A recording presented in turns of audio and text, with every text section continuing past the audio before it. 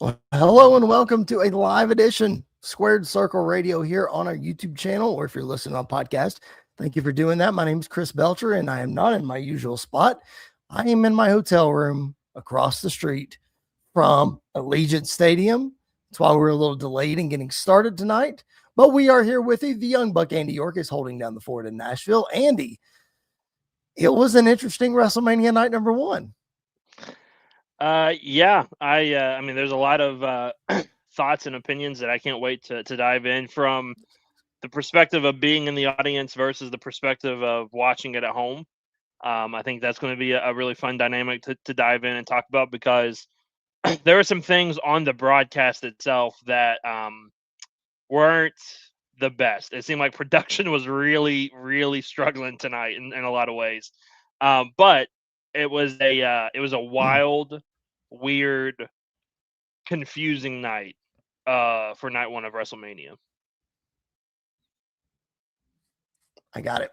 Well, we're here to talk about it, and we hope that you'll join us in the comment section. If you're watching us live, make sure that you drop those comments, drop those questions, all of the things, and we're going to do our best to hold down the fort here. For those of you who have been watching recently, my internet at my house sucks, and this hotel internet sucks worse.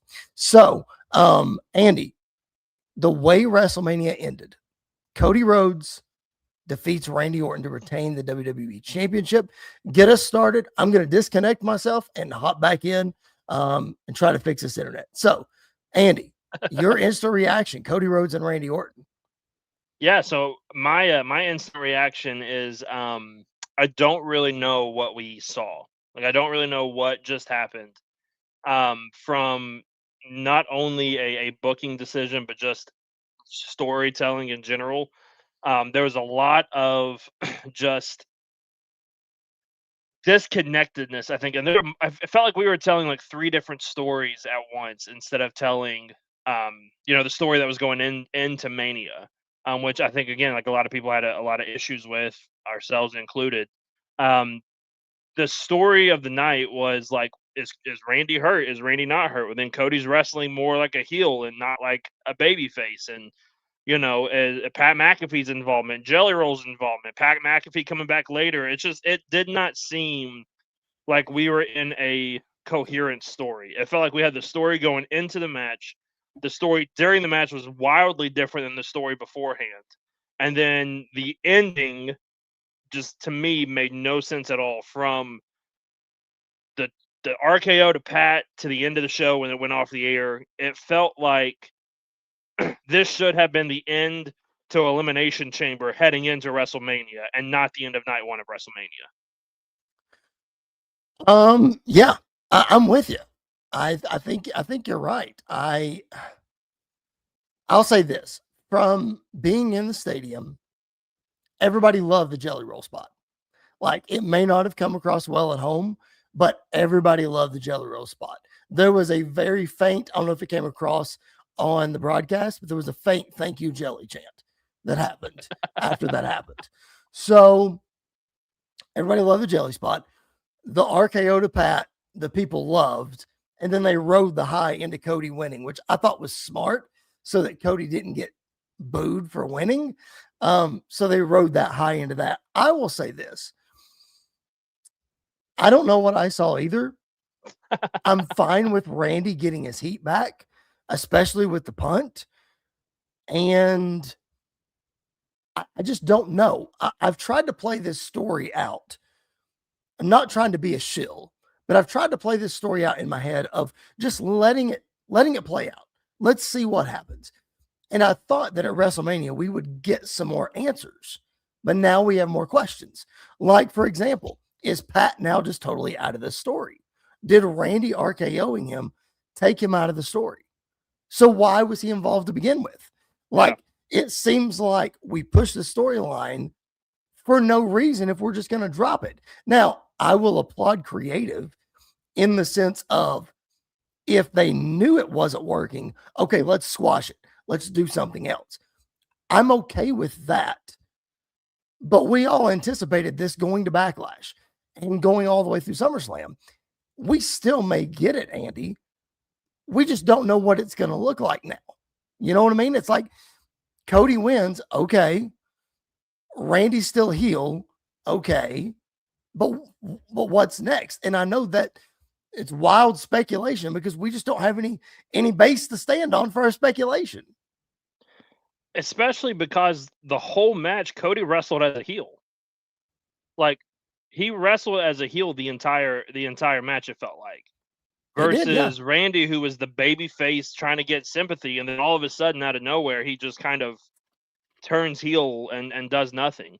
I honestly, like, I think him RKOing Pat was a great moment. Storyline wise, if he was just going to remain heel, makes no sense. Like, why would you turn? Second of all, why did Pat not try to fast count when he got into the ring? Like, that to me again makes no sense. And then if we are adding Pat, wasn't part of the stipulation that if Cody beat Randy, Pat was done with WWE forever? Right. So that was a stipulation. So what are we doing? Like, if he shows up Friday, which I'm going to guarantee he probably is going to show up Friday to continue this story somehow. I think the outcome, if you wanted Randy to lose, because maybe he does have a back injury, maybe that report is true, because they were pushing it heavy during the match. Every 5 seconds, Michael Cole was talking about his back and everything else. Randy was selling it.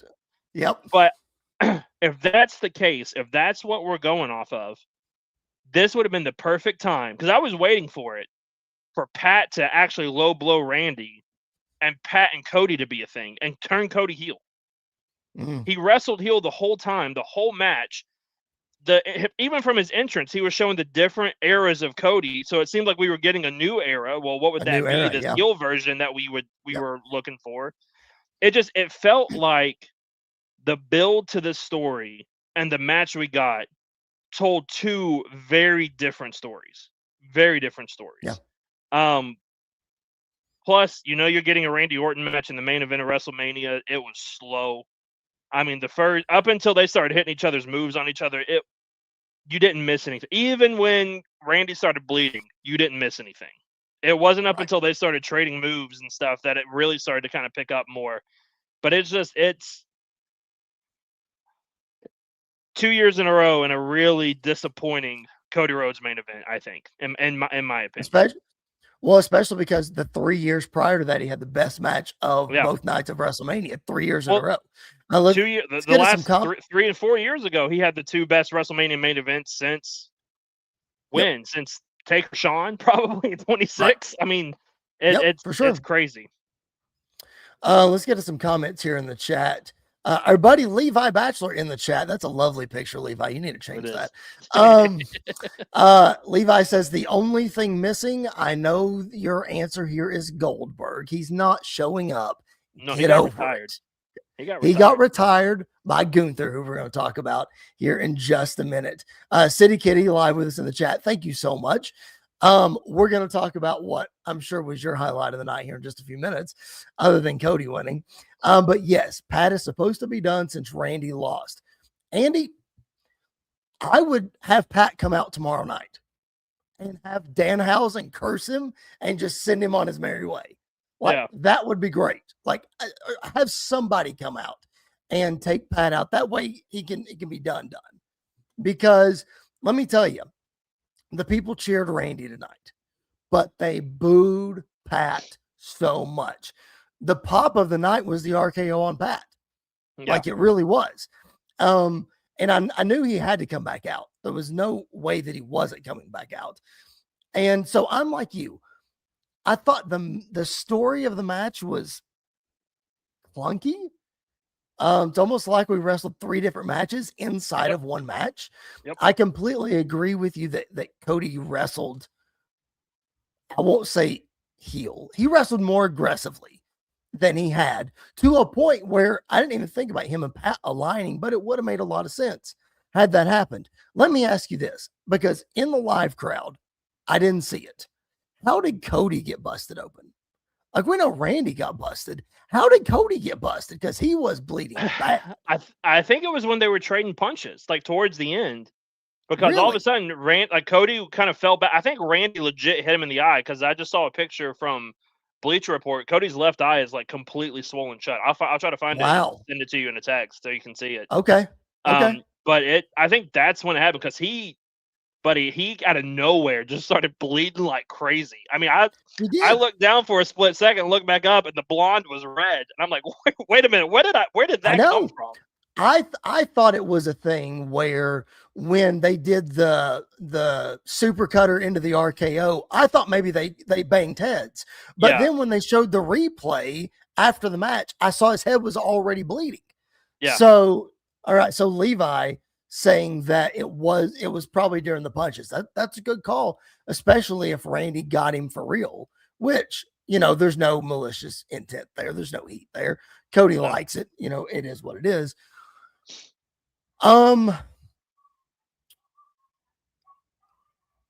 Sorry, there's a dog in the hotel room next to me and just started barking. You heard the dog? Okay. That was really distracting. I apologize. I was like, is that a bird? How is there a bird? No. What is going on? There's a dog. It was a very loud. Gotta dog. run in. Anyway, gotta run in with the dog. That's right. Andy, how do you feel? Let's take away the story, whether it worked or not. Let's take away the match, no matter how clunky it is. Let's try to look ahead a minute. How do you feel about Cody still being champion? Are you okay with it? Like, we all seem to think that Randy was going to get 15 and this story would continue. But with Cody being champion, it's kind of hard for it to continue, right? Yeah, I don't have a problem with Cody retaining. Like, I don't think that's a huge issue. Holy cow, I just saw that picture. Jeez. Yeah, his eyes pretty swollen. Oh my gosh. Yeah. I don't have a problem with him retaining. I do have a problem with, I'll talk about here in a minute, of how it all at the end during the post show and everything, what they showed. Okay, just tell. So I obviously didn't see the post show. So enlighten me. Jackie Redmond is talking. Cody's just casually walking up the ramp. So the punt really kind of means nothing. It's just kind of a wrestling move that happened. He laid in the ring for forever though. Like, yeah, but forever. Perspective. I mean, the punt used to take people out. I mean, it used to stretch people out. Not our champion, not our world champion. Come on now. Yeah. So I don't know. I don't have an issue with Cody winning. I don't have an issue with him retaining. I don't love how it happened. I don't think I don't know how we can logically get to a rematch right away, other than, hey, you punted me. I want to get revenge, even though I beat you in the main event of WrestleMania. So whatever. Right. It's weird. Like, I don't know if this was the plan or the outcome the whole time, or if they've had to change it because of fan reaction, TKO's involvement, everything that's kind of, maybe Randy is injured. So there's a lot of things that they've been dealt with. Yep. I just don't think how he won is the best way that they could have handled it. Okay. See, I'm kind of the opposite. I thought how he won was the best way to handle it, because you had Cody and Jelly take out Pat to start with. Then you had Randy severing ties with him at the end. Yeah. So I thought, and if you look, Andy, the same way the Elimination Chamber ended is the same way this ended. When Drew came out, he got a crossroads and then immediately ate an RKO 1, 2, 3. Yeah. Reverse tonight. RKO on Pat, crossroads, boom, 1, 2, 3. So I thought it was the best way for them to handle this. Also, forgive the fan just kicked on and it's right beside me. So if it's loud, I apologize. I'm going to go try to turn it down a minute in just a second. But I thought it was so you're good. Okay, good. I thought it was the best way that they handled it. I really did. Because I wouldn't want Cody to beat him down the way he beat down John Cena and then just beat him, because he would have gotten booed. I thought this was kind of the best of both worlds. But again, Andy, what we think right now at 7:49 Pacific time on the ending of night one, what we think right now is probably going to change on Friday based on what they do and how they change this whole thing. Let's get to some more reactions real quick, and then we'll continue to move here. City Kitty, at least they were able to finish the match without outside interference. Yes and no. because with Pat, there wasn't anybody else. Are you okay with there not being anybody else, Andy? With it, if this is how we're ending it, let's say that they sent somebody else in to help Randy and Pat, and Cody still won the way that he did. I feel like I would have more of a problem with that rather than if somebody else got added, Randy's going to have to win, right? Yeah, if we were just bringing in a random person, no matter if it was the caliber of The Rock or the caliber of an Austin Theory, I think Right. you would have to have Randy That is a Orton. wide spectrum, It is. right It is a there. very wide spectrum. But I think you would have to have Randy win just because of the principle and everything that entails. Unless you're just trying to kill that story and that faction right off rip, then then that's a way to kill it right then and there. I have no problem with Pat coming back out.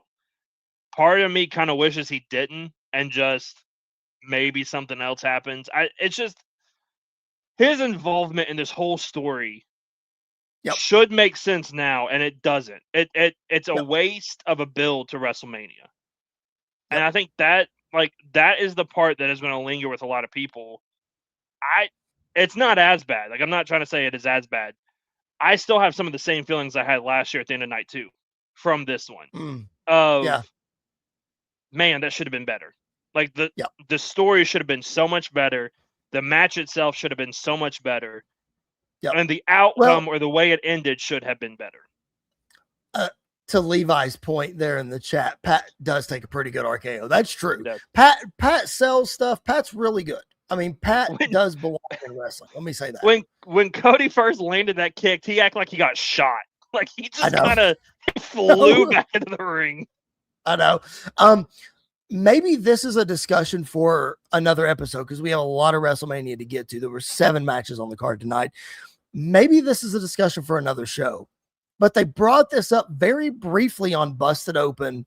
I think it was on last Tuesday, I want to say, because it was Dave and Bully, and I didn't listen on Friday, so I'm pretty sure it was Tuesday. That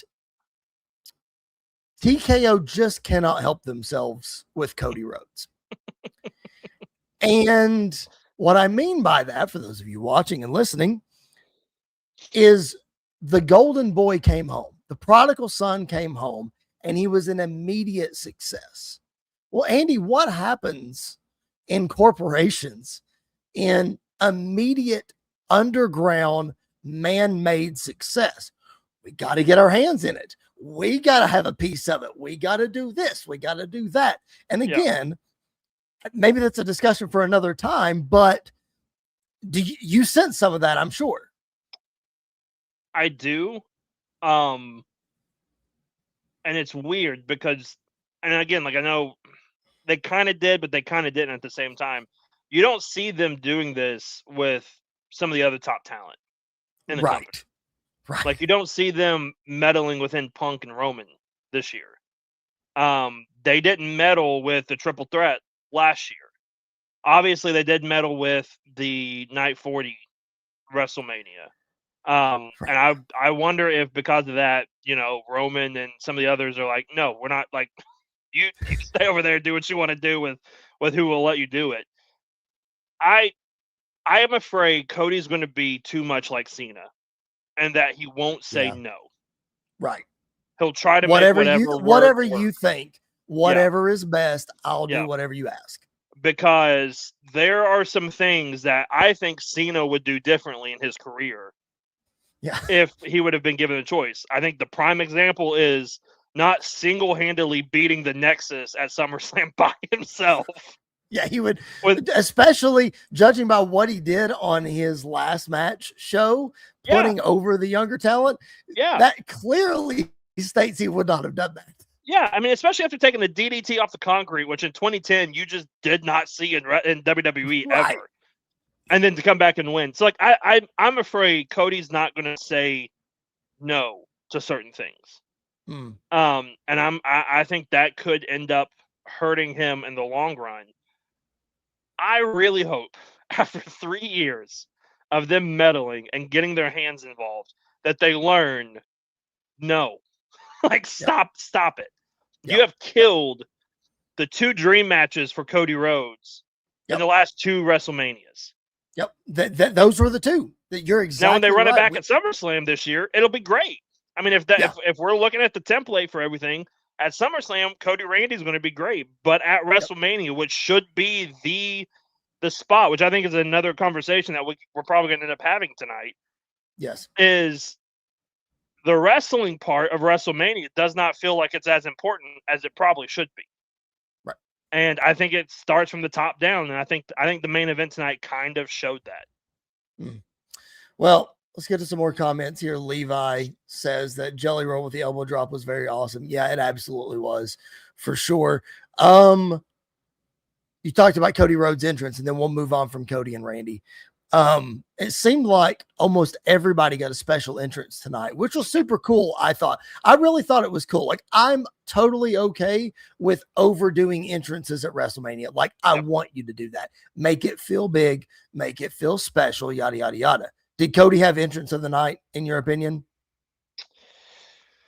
It depends on what we're talking about, because I also love I'm a girl dad now, so the AJ Lee entrance was really cool to see that happen. Yeah, that was cool. But was cool. I probably would give it to Cody just because I think the ending could have made the entrance a lot cooler, but what we got was amazing. And again, like him coming out and go all gold, you just said a minute ago, the golden boy wearing all gold at WrestleMania, I think was such a poetic way that he could have turned heel at the end, and it would have made a lot of sense. But his entrance was amazing. I mean, we heard the boos when they did the introductions, but they couldn't boo during the entrance because the entrance was so great. So I think that goes to show how great an entrance actually is. I was just getting ready to say that, man. From a live crowd reaction, we wondered if they were going to boo him, and the instant reaction for the entrance was all cheers. Like they were singing the song to the top of their lungs, man.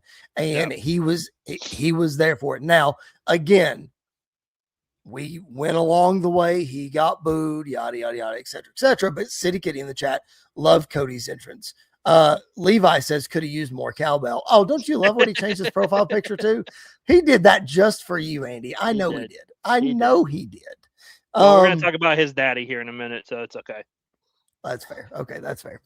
All right, let's backtrack. Let's talk about the rest of the card. I don't remember what was before the main event. Oh, I do remember what was before the main event. Sorry, I made a list here. City Kitty's favorite second. I don't know. We'll let her decide which was her favorite. I would love for her to put it in the chat. We've long speculated about Bianca Belair's absence, and she showed up tonight to a massive pop to let everybody know that she's pregnant. So we, again, won't see Bianca for a while. We thought it was just the finger injury. Boy, we were wrong. A little bit. But congratulations to Bianca and to Montez Ford. The women's division will suffer for about another year. That's all I'm saying. But let me just say this, Andy. I've been on this podcast for a long time saying I'm not a huge fan of Bianca Belair. I'm for some reason, I'm just not. But Andy, the WWE misses Bianca Belair big time. The women's division misses the star that is Bianca Belair. Yeah, they do. I mean, I don't think it's just the women's division. I think the main roster as a whole misses Bianca Belair. She's a superstar. For a second, when she came out, went, if she's good enough, if she's healthy enough to be here, why are we not getting? And then I kind of sat back and went, something doesn't feel right. And Katie was watching with me, and she went, she looks kind of different. And I was like, yeah, she kind of does. And then she got in the ring and all that happened, and Katie went, makes a lot of sense now. Like, we get it now. Okay, cool. I thought she was coming out to retire.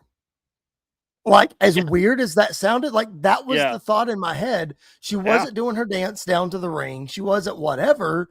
I thought she was coming out to retire because of this finger injury and this, that, and the other, whatever. Just chop it off. You can have 9 fingers. It's no big deal. You can wrestle. But just saying. Mick Foley did without an ear. You can do it without a finger. That's fine. That's totally fine, man. So City Kitty says Bianca and Naomi will have kids close to the same age. That's pretty cool. So we need both of them back in the women's division very, very soon. Levi in the chat, women's for sure misses are not faulting any of the other talent, but it's a steep drop from her to any of the other ladies in the division. There's about 3, Andy, that are at the very tippy top, and she is one of them. But Levi's right. Like, I feel like the talent between the top and the middle, there's a gap. Who would you have at the top? I'm curious to know who you would have in that top. Bianca, Rhea. I would put our brand new women's world champion Liv Morgan in the top. And I would put, I think you have to put Charlotte in the top just because. And then I would round out, you know how in the NFL you have the top tier quarterbacks, and then you have those guys that are just like right on the edge. Yeah. I think Alexa is there. I think maybe Liv is right on that edge. Levi in the chat says Becky Lynch, of course, but there's 3 or 4 there at the top. Yeah, I would probably say the top 2 would be Rhea and Bianca. And then I think there's a gap between those 2 compared to even Charlotte and Becky at this point. I think the last couple of years, it's just really been Rhea and Bianca. And I think Io's right in that discussion too. I think Io's close to the top. But the thing is, when you only have a handful of people, you can't keep running the same matches for a year. Like, you have to start building some other people up tonight. And I know, we can jump in and talk about it now. We can wait, because I think from the entrance side of it and the reaction she got, and you were there in person, so you can tell whether it was just on TV or whether it was actually in person. The reaction that Stephanie Vakir got tonight, it sounded like she got a pretty decent pop, and people were behind. It was more than pretty decent. It was loud. And it sounded like people were more behind Stephanie than they were for Liv. Now, I don't know if it was after her horrible entrance that she made down to the ring, but I think Stephanie could be on that part, which is why I don't love that Liv won tonight. Like, I don't think Liv should have won. I hate that we have to just do the same Judgment Day shtick every single time. That faction needs to go away. And then you just have, but it's the same story with every single match. It's the same story with every single thing that Liv Morgan and the Judgment Day do. I think Monday, what needs to happen is I think Raquel and Roxanne need to break off and attack her. And we just split the Judgment Day from that point on, because I don't know what else you do with the women's division right now. Like, I have no idea other than maybe we run it back to Stephanie and Liv. But I think there's so much more intrigue with Stephanie winning tonight than what we got, which was Liv winning. City Kitty in the chat says, please get Liv off my screen. Listen, listener of the show, viewer of the show, Dr. Durst was texting me during that match, and he said the same thing. It's like Liv can't win without interference. She can't win without help. And it's like, that's heel 101. Like, that's what they're supposed to do. It's the Roman discussion all over again. It is 100%. And horrible. Guess what? It gets her more heat all the time. It gets her more heat, but it's not good heat. Listen, I think it is, because I think this is another discussion, I think, for another time, but because I know you and I will go a long time discussing this. But I think the term go away heat is kind of dead, just because of the era that we're in. Yeah. Because listen, if you want to define anybody right now that has go away heat, it's Pat McAfee. But guess what? It works. Like, he's supposed to be hated, and he's hated. And I'm not saying that Liv Morgan is supposed to be the devilish heel of all heels. But if she's turning a corner with this pop gimmick, with this entrance and this new song, depending on how well it does, Andy, everything that I've read online, people love that song and that video. I don't. You don't. I don't think anything is wrong with her character that we need to make it Britney Spears like, but I don't know. I'm okay with her winning because I have a hard time getting behind Stephanie right now. It's the same problem I have with Io, the same problem I have with Asuka. Please don't take this in any racist or judgmental way in any way, shape, or form. But I'm invested in characters, especially those that are champions. And Stephanie, I just don't Levi texted me during the match. And he said, what is her character?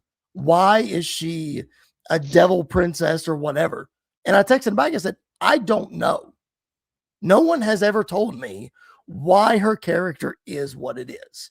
So that's the problem that I have, not just with Stephanie, but a lot of the women's division. If we're circling this conversation back around, I don't know what character I'm watching.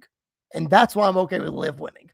Yeah, I think so too. But again, I think the discussion about the go away heat thing is very interesting because I completely disagree. I mean, I still have flashbacks to Baron Corbin 2019, which had massive go away heat, and he Shane had go away McMahon in heat. 2019 and 2018 had go away heat. I think that is still very much. Part of me thinks that Sami Zayn might be getting real close to go away heat in a lot of ways. We gonna find out tomorrow night. Yeah, oh, buddy. I don't love the heel tactic of every single match having to have somebody help me win. I know it worked in the 90s. I know it worked with Hogan, but that's just because Hogan sucked at wrestling. Let's be real honest. With the modern day, like with Roman, what made some of the matches his best matches were when there was no outside interference. WrestleMania 37, night 2. Did he have any interference that I can remember? No. Yes. Did he? Jey Uso. Yep. Twice. But it didn't do anything, I think, in the long run. I don't remember a lot of great matches of Roman that didn't have like that. He won most of his great matches. He won by himself. Sure. The heel heat, the having to get everybody involved, all of that stuff. It works for a while, but it runs its course. And with Judgment Day, for a long time, it has run its course. It ran its course 2 years ago, and Triple H refuses to kill that faction. It needs to go away. It's horrible. Yep. And so for that to bleed into WrestleMania, I think is the part of the problem that I have. Because again, we're going to see it again tomorrow night. Yeah. Like we're going to see the exact same thing tomorrow night. So what stands out other than the demon is in that one? So I think it's a bad booking decision. I think it's not her winning, but I think just having to have interference all the time, everything like that, not a huge fan of it.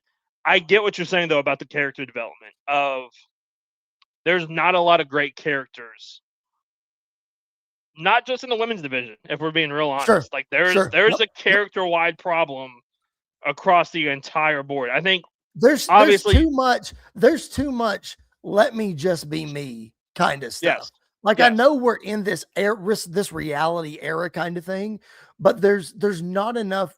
I'm not asking for trash men and plumbers and race car drivers and all. I'm not asking for that, but I'm asking for characters. You know what a great character is? A Nigerian ruler who looks like the part. And that's why part of the reason why Oba is so over with the crowd. A tribal chief is a character that people love.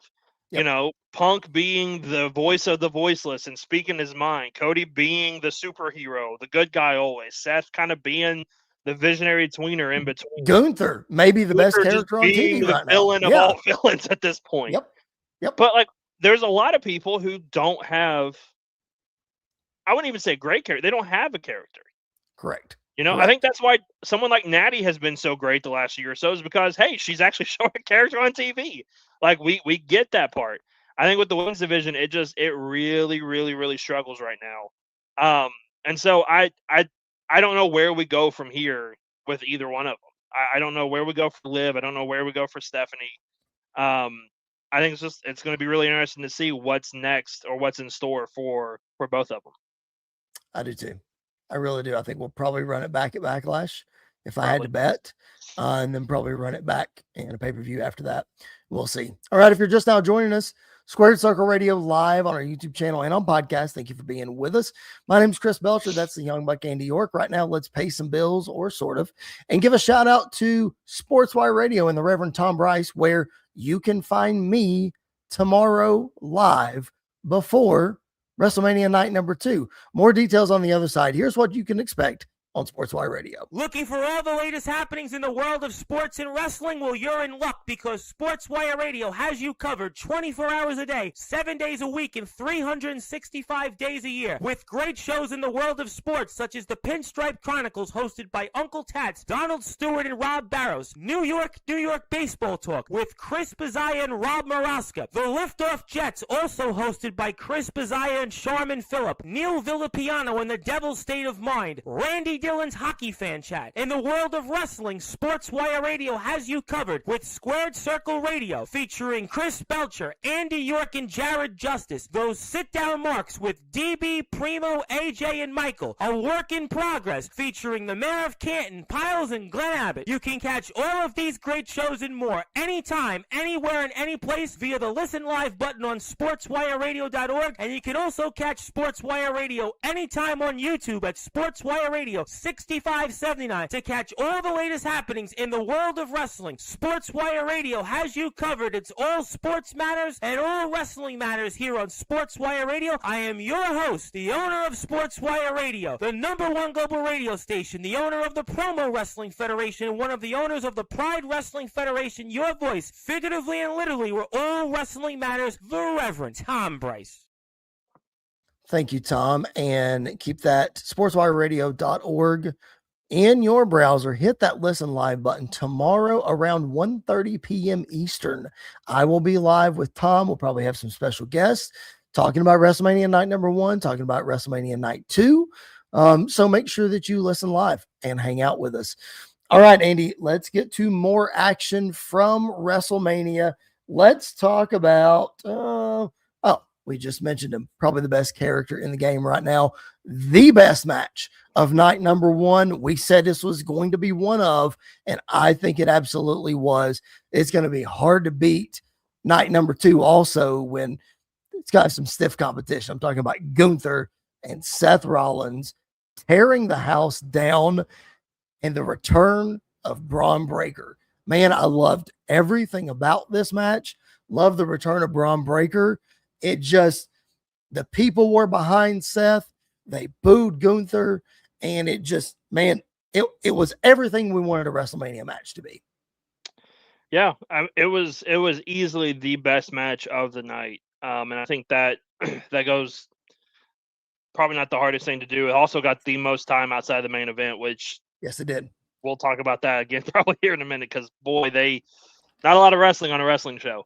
Yeah, I think Liv and Stephanie was the shortest match on the show, and it was like 6 minutes. 6 minutes, yeah. Yep. The only 2 matches outside the main event that went over 10 minutes was Drew and Jacob and Gunther Seth, which is a shame. I do think this was easily the best match of the night. I think, again, the unsanctioned match was probably a close second. But I enjoyed everything about this. Like you said, Seth looked like $1,000,000. His entrance was amazing as always. Gunther's entrance was amazing because it was nothing special, but just him coming out nothing. And just that music and that arena with the black and white background. I think it's just, it's such a great entrance. I think it does justice. I really, really, really enjoyed this. I think from a creative standpoint and from a storytelling standpoint, they wanted to prove who is the best, and it shot right out of the gate. They just kept going back and forth with each other. I think the in-ring of this was as good as we expected it to be, which was really, really good. It's funny that you texted me that Michael Cole said in the beginning of the match, if you were expecting a 5-star classic, you weren't going to get it. And then they delivered. I'm not going to say it was 5-star classic, but they delivered in an amazing way. Yeah. But it wasn't the match I think we all expected it to be. Like, it wasn't like this technical masterpiece. It was just kind of throwing hands and going back and forth with each other. I loved everything, even Braun's inclusion, except he missed the 2 spears that he was supposed to throw. I mean, the first one, poor Seth's knees. I don't know how he didn't break one of them again, because he got hit low. And then the second one, like, I was thinking the whole time as he's running down there, if he trips, he's dead. Like, he's running so fast. Oh, I thought the same thing. Like, I don't think he can catch himself. I saw somebody said Braun Breaker gave a shout out to the Raiders because he missing a tackle in Allegiant Stadium or something like that, which was that's a great line. That's good. But yeah, it was everything we wanted it to be. Yeah.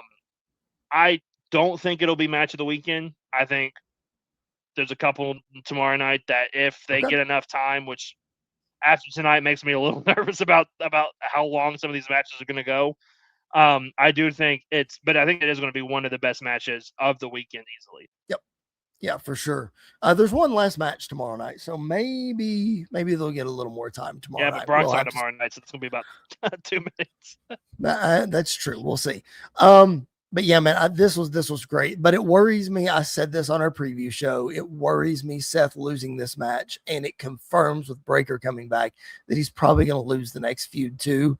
I will say this. I have never heard. Rephrase. I've never been live in a crowd where Seth Rollins was cheered more than he was tonight. That dude is as over as he's ever been, I think, right now. So I just have a hard time with him losing and hoping that support doesn't go away. Because we can't just be the babyface that puts the heels over all the time. Like he's gotta have something. And I'm not saying that he should have beaten Gunther tonight. I'm not saying that he should beat Breaker, but we gotta have something to keep a babyface a true babyface. Yeah. Welcome to the LA Knight soapbox as well. Even though he got his moment, but that is literally his career in WWE fair. is that. That's fair. And his popularity really hasn't gone away that much. That's true. That's true. But yeah, I agree. Like, I think tonight was the loudest I've heard a crowd for Seth since he returned at Extreme Rules 2016. I think it was when he attacked Roman. So it's great to see that. Pretty big pop at WrestleMania 35 when he beat Brock finally. But other than that, that support went real downhill real fast quick. When his first feud was Baron Corbin. That, and plus some of the stuff he says online doesn't help him. But and then he's just confident, Andy. He's just confident in who he is. Yeah. But let's be real honest, like, it's been hard for him to recover from the Fiend fiasco at Hell in a Cell several years ago. Like, that'd be hard for anybody to overcome with how bad that was. And again, it's not Bray's fault. It's not Seth's fault. It's one man's fault. And I think everybody at the end of that match kind of knew it. But I'm glad to see that he is getting the love and recognition that he deserves, being one of the best of our generation. And I think that he once again proved it tonight.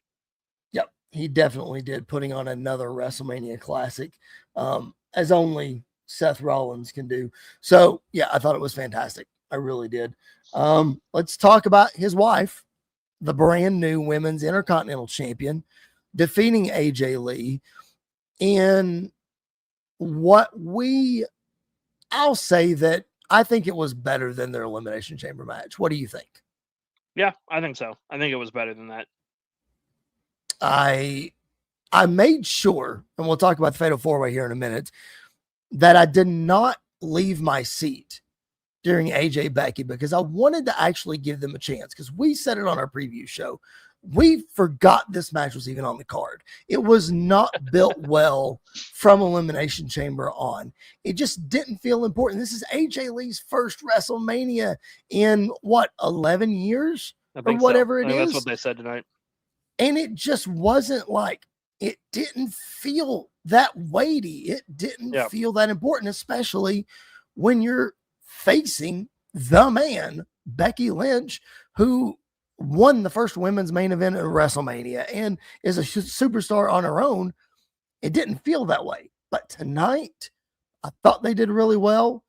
I thought Becky and Jessica Carr were going to go to blows during this match.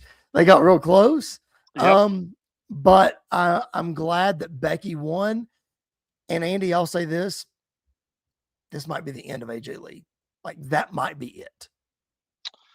If something that didn't happen earlier in the night hadn't happened, I would probably agree with you. But I think she's still got some left in her. I think when she is done, I think it'll be known that she's done. Like I don't think she'll just have a match and then that's kind of it.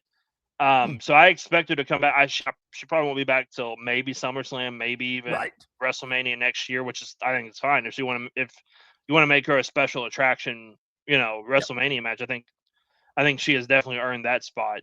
But I think this match was fine. Like I enjoyed this match more than the Elimination Chamber match. I think from the get-go, I thought it was really good. The story between Jessica and Becky, I think that's my only thing is that was more of a story than Becky AJ was. Because I think it's part of the new booking of stretching things out for as long as we can. I think AJ Becky lost a lot of heat on the road to WrestleMania because of it. But I think the finish was great. I wouldn't be shocked if like Monday Jessica Carr does something to be like, or Adam Pearce does something to be like, well, you cheated, so now you have to defend it again against somebody. Where she loses it Monday night to NXT superstar or somebody. I could see something like that. But for what this match was, I think it was just fine. I really do. Yeah, I think so too. If you're live with us here on YouTube, thank you so much for doing that. Subscribe to the channel, please, if you haven't already. We're so close to 400 subscribers. Put us over the hump. Let's get there tonight. Let's drop those comments, questions in the chat. We love all those. We love interacting with you. Let's get the Levi's comment. Let's jump to that match. I know it's not in the order. Wait, let's get City Kitty real quick. She's talking about AJ. I could have done without the entire match, honestly, talking about Becky and AJ. AJ said she was not saying goodbye yet, but see you sometime later. So, like you said, Andy, she's probably going to be gone for a little bit, maybe SummerSlam, whatever. Only time will tell there. Levi's comment, what is unsanctioned? Let's talk about the unsanctioned match between Drew McIntyre and Jacob Fatu. Now, Levi, I'll answer your question, and then you can tell me if that definition applies to what we saw tonight. Yeah. The definition of an unsanctioned match is that WWE is not held liable for what happens in the match. The referee cannot stop it. That's why the referee was not wearing a traditional referee shirt and had gloves on the whole match. The referee is only there to count the pinfall or the submission. Unsanctioned is basically anything goes. WWE is not held liable. Andy, for what we saw tonight, do you deem that match? No. I'll go ahead and cut you off. No. Okay. I think WWE needs to just get rid of that stipulation for them. Yep. And I hate to bring the comparison up, and I know you're going to shoot me for talking about them, especially on the WrestleMania podcast. When you see an AEW unsanctioned match and a WWE unsanctioned match, they are not the same thing. Right. Yep. Like, they are not the same thing. Am I expecting pizza cutters and everything? No, I'm not expecting that. But I'm expecting something more than just what you would see. I would argue not even on a pay-per-view extreme match, like Extreme Rules or no DQ match. You could put this on SmackDown and it would have been no different from a match perspective. Okay. Does that mean the match was bad? No, it wasn't bad. It was an entertaining, fun match, but it's not unsanctioned. It's the same problem I had with, they talked about tonight. I didn't know that this was only the second one in WrestleMania history. The other one being Seth and Triple H from a couple years ago. I forgot that one was unsanctioned. Okay. You know why? Because it really was no different than a regular match. I remember now because of Seth's injury. So that's why they made it unsanctioned. And the last, correct me if I'm wrong, the last unsanctioned match was last year at Elimination Chamber, Kevin Owens and Sami Zayn. Which again, from a violence standpoint, wasn't that different than? Well, Kevin Owens did take a drop toe hold onto a barbed wire chair. That's fair. That's a lot more than what we saw tonight. Yes. Yeah. And so, but again, I don't think that is Jacob and Drew's fault.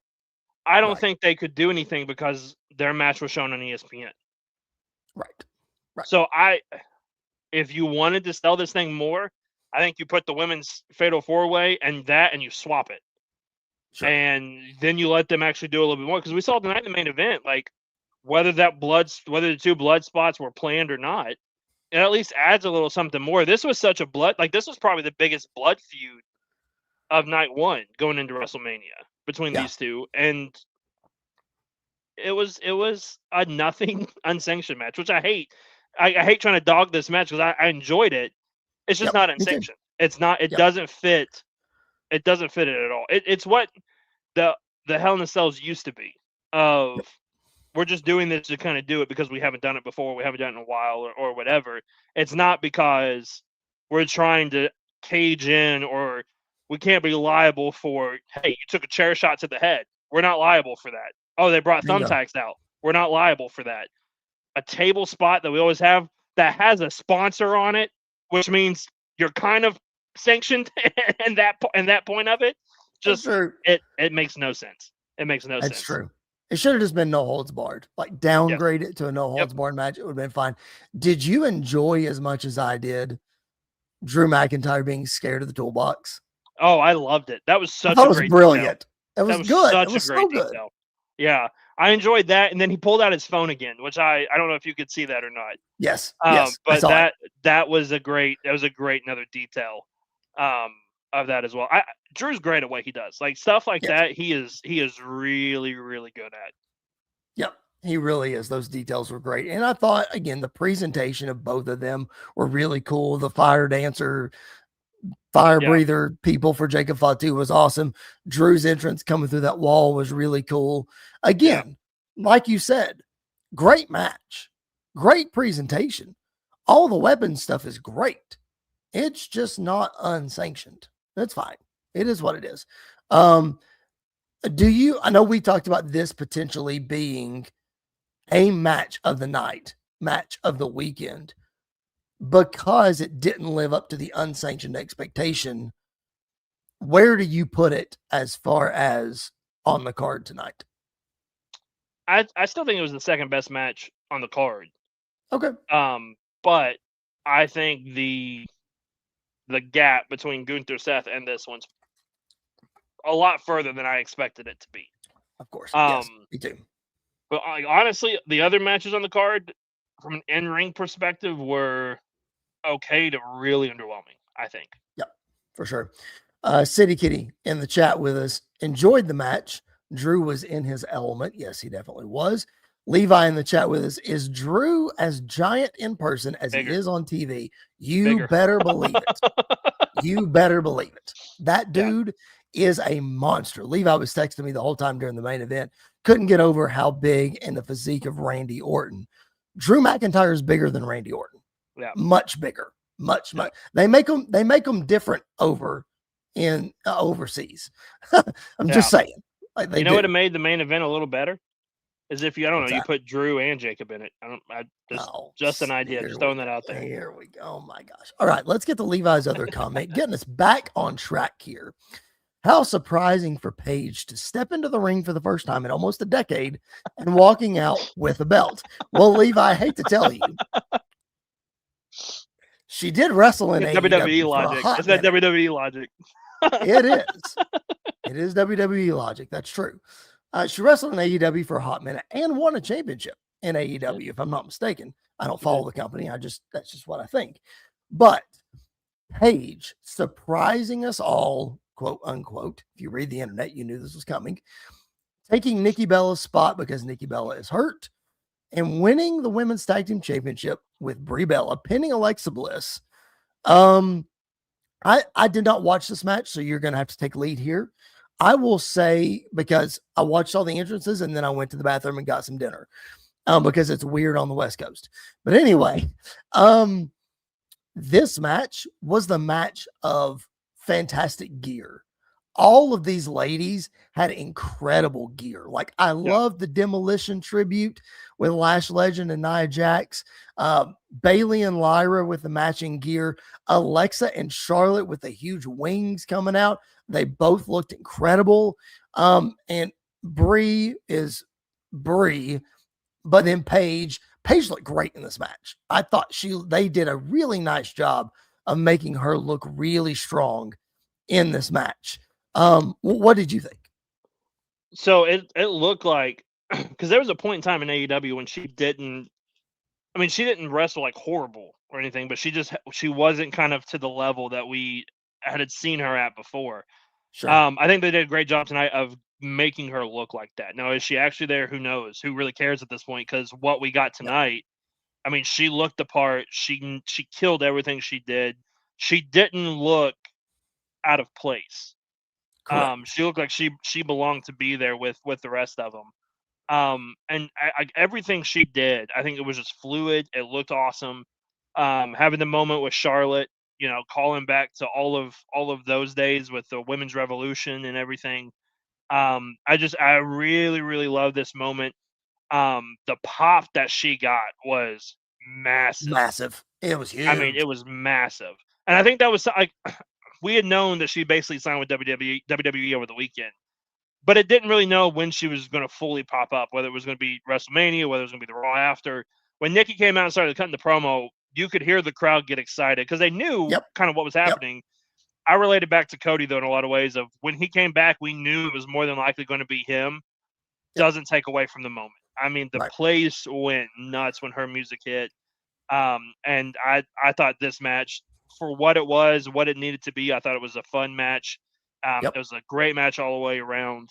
And it, I think it did its job. But I'm glad to see Paige back.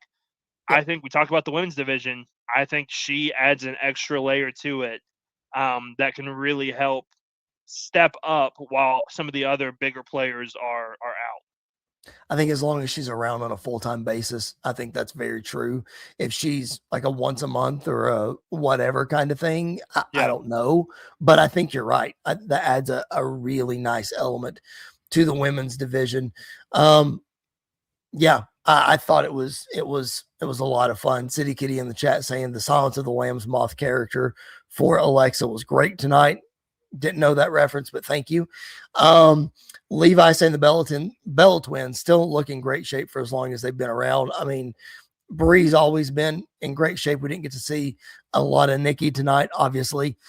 Paige, I thought, looked in better shape than she did in AEW. And then the other girls were great. I knew, Andy, when the champions didn't come out last, something was going to happen. And like you said, the feeling in the building was there, didn't take away from the pop. There was guys in front of me jumping up and down when Paige came out. Like, it was, everybody was incredibly excited. Thought it was really, really cool. I will say that I hate that they won the match. Like, I don't like it's a built-in storyline for Nikki to turn heel on Paige and, whatever. I don't like that they won because you've now pigeonholed yourself into them being the tag team champions. They'll probably lose them on Monday if I had to bet. Yeah, because that's what happened. I don't think it's what happened last year with Becky and Lyra. They lost them the next night. Yeah, but I don't think that's a bad thing. I think you give Brie and you give Paige a moment at Mania, then you can put them on. Let's bring it full circle, a Lyra and a Bailey. And then I think that, they can go forward. Maybe the Bella's turn. Because it looked tonight like Nikki was about to turn heel on Paige for win the tag titles or whatever the case is. Maybe she does it. Maybe, maybe they lose the match earlier on in the night. And then later on, if Becky has an open challenge or whatever, Paige is the one that answers it and she pulls double duty or something like that. I don't have a problem with them winning it. I think to me, it's a little different, I get, but it's no different than when the Hardys came back and immediately won the tag titles of like, hey, it's a great moment. They got a huge pop. Sure. It's a great moment. It's a moment you can replay for history, and if they lose them Monday, if they lose them at the next pay-per-view, it is what it is. Right. Well, let's talk about another fun match that opened the show. It's hard to believe that was the beginning of WrestleMania because there's so much that has happened. But let's talk. Oh, yes, I have to put this comment up. At least we got through another night without Nia killing anyone. Listen, yes. When she went after Paige, I went, not the neck. Please not the neck. Please just stay away from her. Yes. Yeah. Let's talk about the way WrestleMania opened. The Usos and LA Knight getting the win over iShowSpeed, and the Vision wasn't really the story of the match. Was not the match. The match was what it was. LA Knight gets a WrestleMania win. That's fine. The story of the match was Logan Paul turning on iShowSpeed, and then iShowSpeed turning around and delivering a splash through the commentary table on Logan Paul. Andy, he didn't do anything like fantastic in the match. But we all know it was on ESPN, and iShowSpeed just had to be there for visibility. I thought it was a fun, definitely a fun way to open WrestleMania. Yeah, and listen, that spot was one of the best spots of the night. Yes, it was. Was him jumping, because not the way Logan was laid out is he didn't just jump out. He had to like jump and turn as he did it. And wow. he nailed it perfectly. So I think it, for what it was, that moment was great. I think it kind of went the way we all anticipated it going. It is what it is. It was a fun match. It was, a way to get the crowd started. It was a way to get the crowd heated. It's amazing how a year ago Jey Uso was fighting for the world title, and then this year it kind of seemed like the Usos were the odd man out in some ways. Not necessarily the odd man out, but like they were probably the least thought about in this whole segment. Between iShowSpeed, LA Knight, and then the Vision and everything. So it is what it is. It was a fun match. It was a great way to kick the night off. This is a celebrity spot that I don't have a problem with. Sure. It's when you start meddling with the main events, and then you start meddling with the big matches, that there's a real issue. I think as of right now, I don't think there's any celebrity involvement tomorrow night, is there? Oh, Little Yachty's tomorrow night probably with Trick, but other than that, that's it. All right. Levi says he hates Logan Paul, but he's winning me over. Athleticism, ability to sell, talent, getting over. Logan Paul's great. Like, he really is. I hate to say it, but he really is good. Let's parlay something you just said into a discussion about tomorrow night, because we can't finish up night one without looking into night number two. Andy, I think there might be a reason the Usos were an afterthought in this match, and it might lead to something in the main event tomorrow night. I'm not throwing that down as a prediction or a spoiler. I'm just saying there may be a reason for that. I kind of hope so. Like I kind of want them to be more involved than what they are. Not necessarily the main event spot, which I'm, kind of obvious what we're talking about, but maybe not there as much. But like, they're the Usos. Like they should be in a more marquee spot than what they were in this year. And so whatever they can do to add to that, to get to it. Also, night two, since we're talking about night two, we need Danhausen at some point. Yes, like, we do. I know we got a blimp tonight, a Blimphausen, but like there was no shot that he, like, there was nothing of him showing up tonight. So we gotta have some Danhausen tomorrow night, one way or another. Yep. I completely agree, especially because he popped up at Miz and Maurice's vow renewal, which was hilarious. I feel like we need Danhausen something. We didn't get it tonight. And I think the two times that we saw, I'm not saying he has to do something with Cena, but the two times that we saw Cena tonight were pretty important spots. So I don't think they were ready to put Danhausen in that spot. So with one last match tomorrow, it seems like night two normally runs longer than night one, even with one last match. So we'll see. Maybe we get something Danhausen tomorrow night. Regardless, we're going to be here to talk about it tomorrow night, immediately following night two. So make sure that you join us right here on a YouTube channel. And if you're listening on Sports Wire, you're listening on podcast, thank you so much for doing that.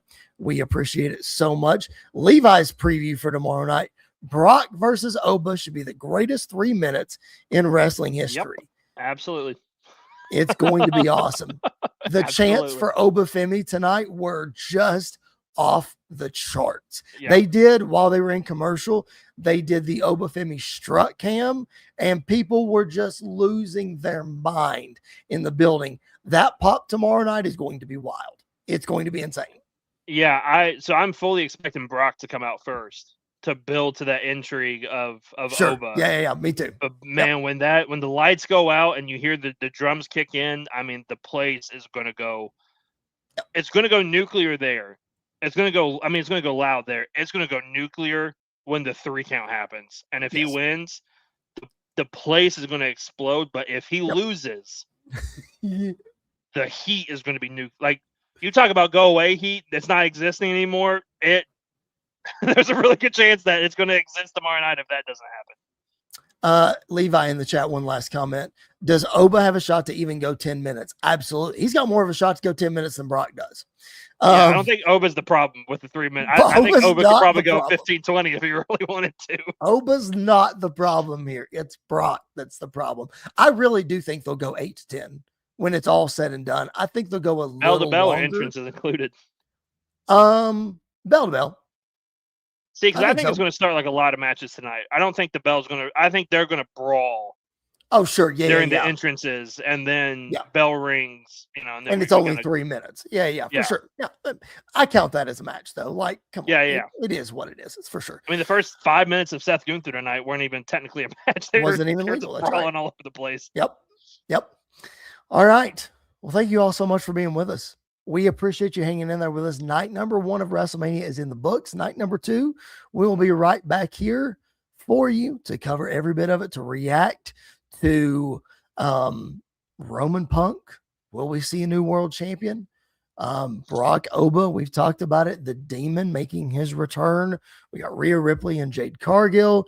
City Kitty says Drew lives in Nashville. He would be a great guest on the SportsWire Radio Hall of Fame inducted Squared Circle Radio show. I think he would too. If anybody knows how to get a hold of Drew, please do. Let me know.